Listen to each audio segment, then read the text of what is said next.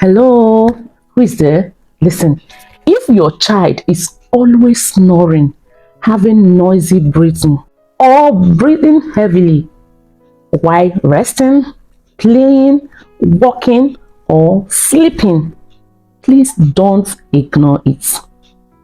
Yes, do not ignore that.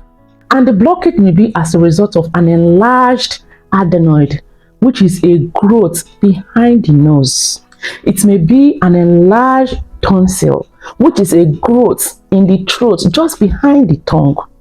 It may be due to allergy. It may be due to constant catarrh that has gone to block the nose. The issue is this: if these blockades are not addressed, are not taken care of, the child may start having complications, including problems learning, may not be able to learn in school because there is poor sleep. This child we are talking about does not sleep well at night because of the blockade. So that will affect the brain. It can also affect the heart. And even sometimes hearing and talking may be affected.